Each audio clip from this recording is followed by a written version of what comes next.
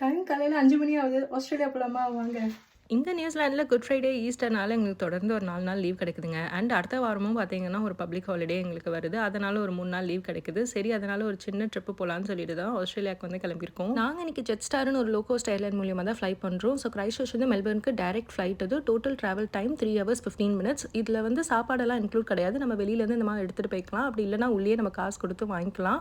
On டைமுக்கு வந்து பார்த்தீங்கன்னா, போர்டிங்குமே நடந்துச்சுங்க. லாங் வீக்கெண்டுன்றதுனால ஃப்ளைட்டே வந்து ஃபுல்லி பேக்டா இருந்துச்சு. இவங்களோட ஃப்ளைட்ல என்டர்டெயின்மென்ட் சிஸ்டம் அப்படிலாம் எதுவும் கிடையாது. ஏன்னா அது ஒரு ஷார்ட் ஃப்ளைட் தான். அண்ட் இதுதான் அவங்களோட in flight menu. Variety of snacks, breakfast ஆப்ஷன்ஸ்லாம் வச்சிருந்தாங்க. நம்ம காசு கொடுத்து அதில வந்து வாங்கிக்கலாம் என்ன வேணும்னாலும். கிரைஸ்ட்சர்ச்ல ஒரே மழை லைட்டா கொஞ்சம் பயமா தான் இருந்துச்சு. எங்க ஃப்ளைட் கேன்சல் ஆயிடுமான்னு. பட் கரெக்ட்டா எடுத்துட்டாங்க. ஸோ நாங்க வாங்கின இந்த சிக்கன் சாலட் சாண்ட்விச்சை வந்து ஃபர்ஸ்ட்டு போய் சாப்பிட்டாச்சு.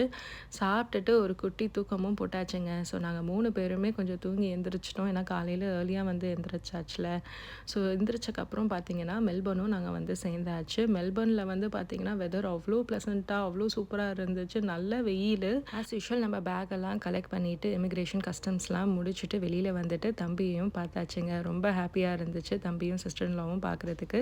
ஸோ நெக்ஸ்ட் 10 டேஸ் நம்ம மெல்பர்ன்லேருந்து தான் விளாக்ஸ் போட போறோம். ஹோப்ஃபுல்லி உங்க எல்லாருக்கும் பிடிக்கும்னு நினைக்கிறேன். இன்னொரு விளாக்ல பார்க்கலாம். பை.